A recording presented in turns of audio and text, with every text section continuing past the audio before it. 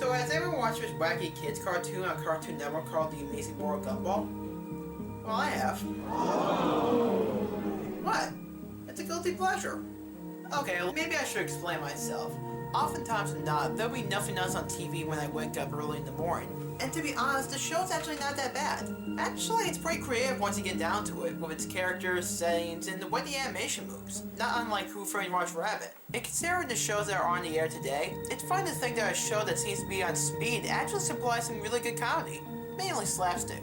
Like I said before, it's become a guilty pleasure for me. And because of the popularity of the show, it has led someone to create a very popular creepypasta story, The Grieving. The story itself is pretty intriguing. There are so many technicals in the story about the show and the background and whatnot. Although there are some gory aspects, I have to say, not unlike Squidward's suicide, it really ties into the story and lends itself to become a very memorable pasta. In the end, I have to say that this story is not only worth a read, but that you should recommend it to other people, especially people who've watched the show, so that we can confuse them of how bizarre the story is by presenting them with a lost Gumball episode. I've always loved Cartoon Network. When I was growing up, it was my favorite channel to watch. Even today it has some good shows, like Adventure Time and Regular Show.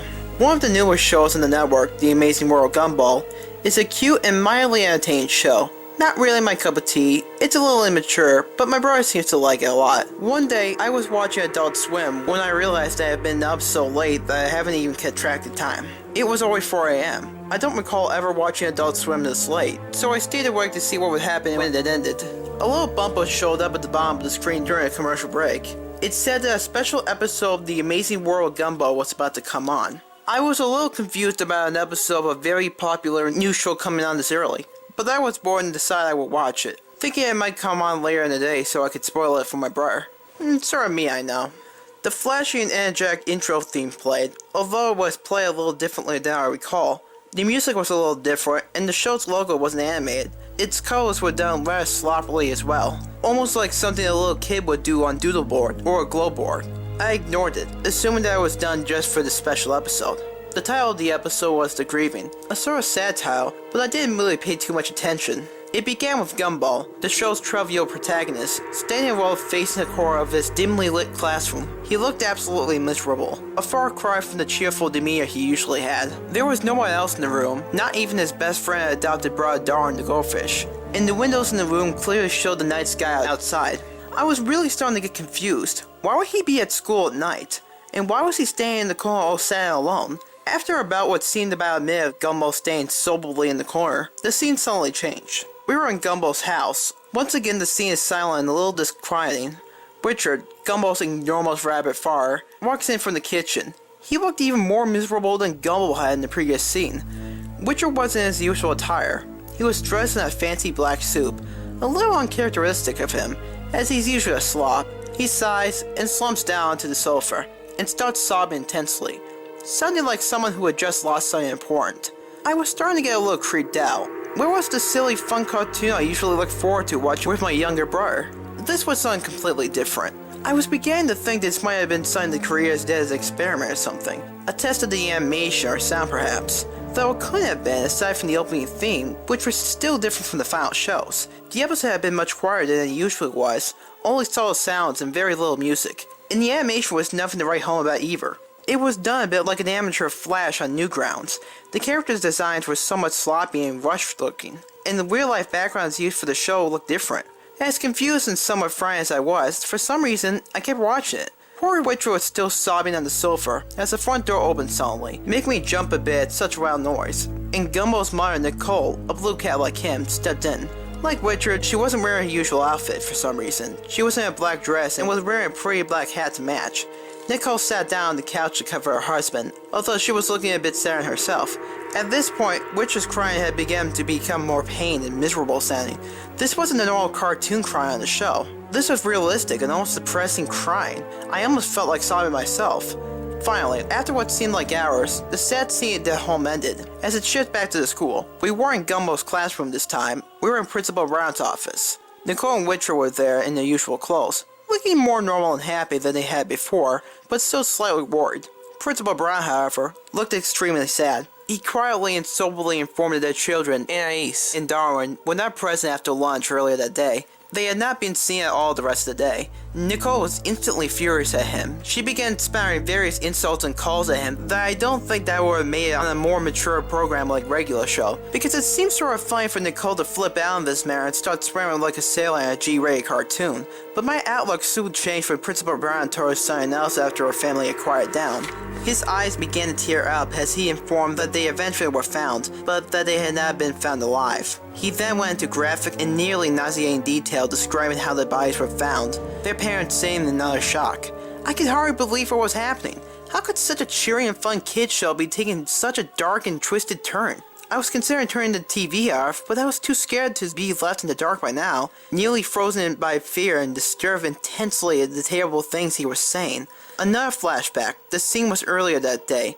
In the animation, this scene was even worse than earlier. I don't remember it very clearly, but I think he began his recollection by saying that the school had called the police department when they first turned up missing, believing the kids had simply ran off and decided to skip school.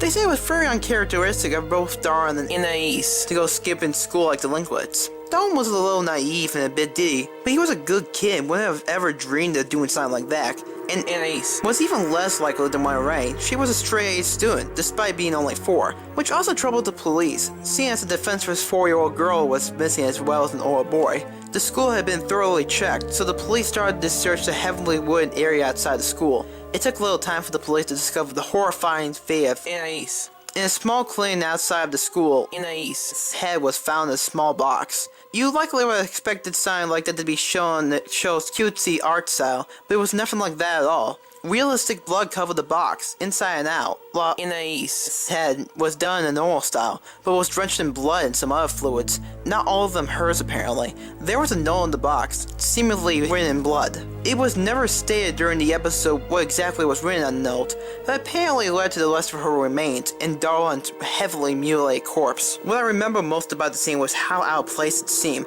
All the blood and gore from Darwin and Anais' slaughtered and dismembered remains was done in a very realistic and disturbing way. It looked like the scene had been taken from a crime scene photograph done by a professional, not something from a cartoon. The way this scene was animated was different from most of the show as well.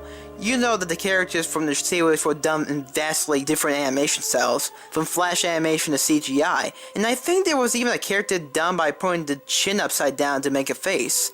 This particular scene wasn't like anything I've ever seen on the show before. Every little detail on Darwin's face was clearly illustrated. He looked like a zombie. His face was very pale and his eyes had been gouged out by somebody. Anais fared no better, or what was left of her anyway. She was naked and her stomach had been slit open. Her intestines were strewn all over the trees and bushes in the woods, done once again in a very morbid and realistic style. I was feeling very ill by the time this incredibly disturbing flashback had come to an end, so I quickly ran to the bathroom to vomit.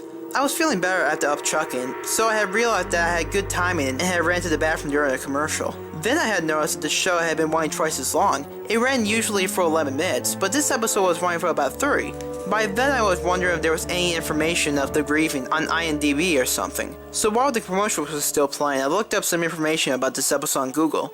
Nothing came up. No information remotely similar to the plot or name of this episode existed anywhere.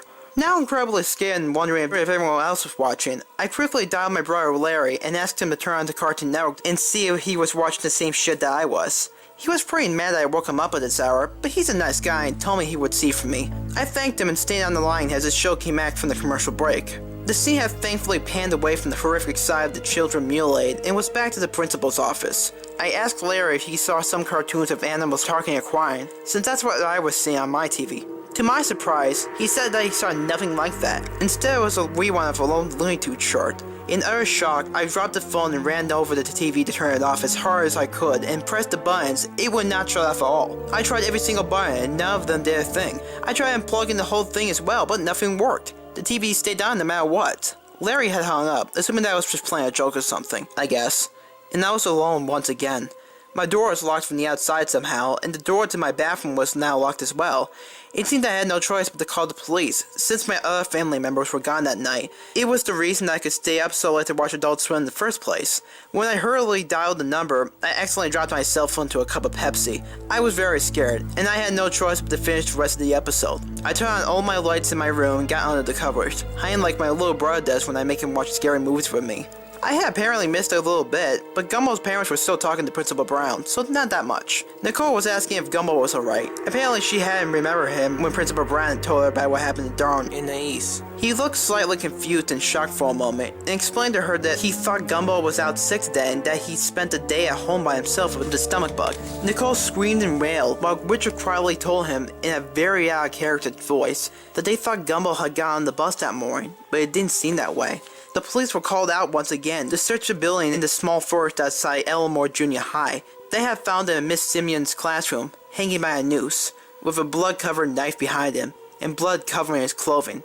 The episode ended with a shot of Gumball's dead body hanging there in the current fading to black. The credits rolled silently. Not like the usual way Cartoon Network normally airs a promo that squishes half the screen. These credits rolled unusually slow, and they weren't that fun to watch either.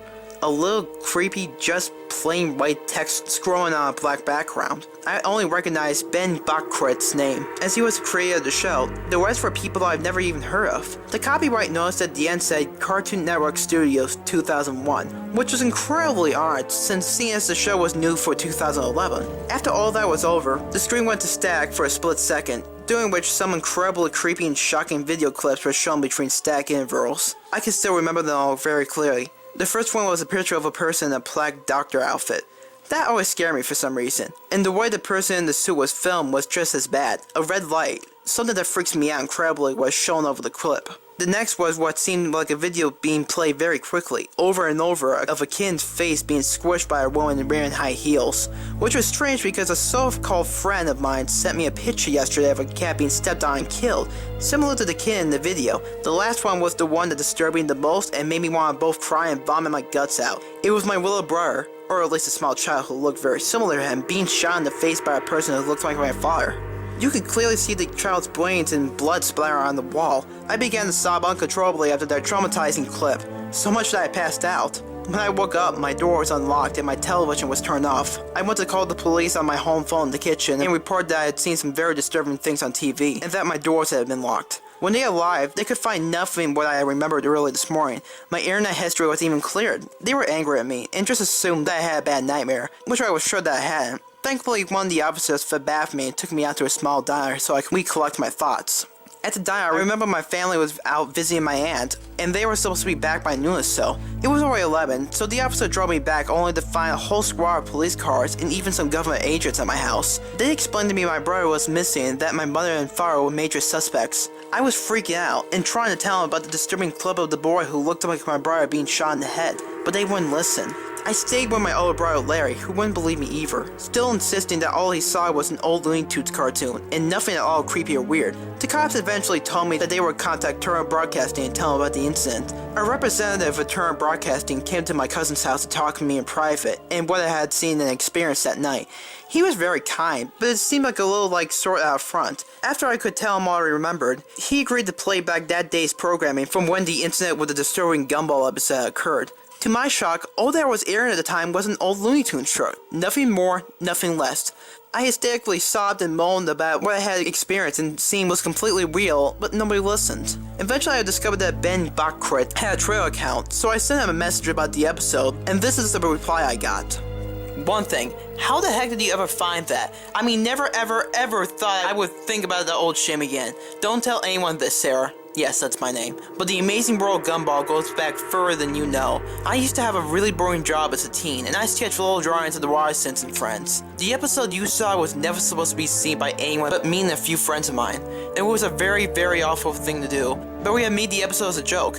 A guy from my old job, who everyone hated, had lost a child to a crazy serial killer, who was apparently still out there somewhere.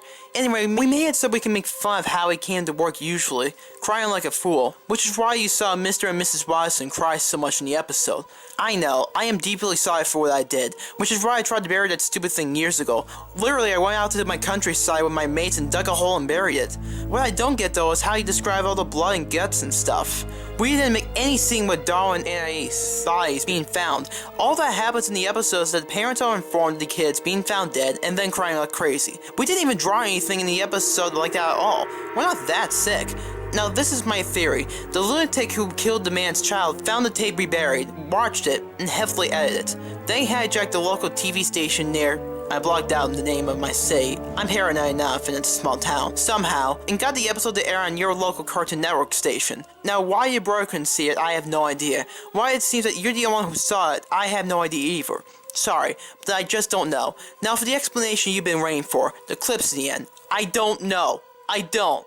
I am deeply sorry from the bottom of my heart, but I don't know why those clips were aired. I just don't. I am sorry. I really am.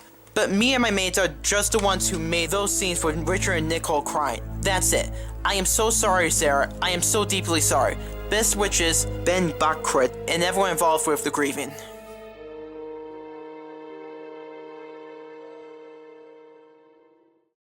In the end, this story is really good, and not only is it worth a read, but also I think you should recommend it to somebody else, especially someone who's actually watched the show, so that way you can confuse them with new info about a lost episode of Gumball. Oh, I did the quotations wrong, but hey, it's my story, I don't care.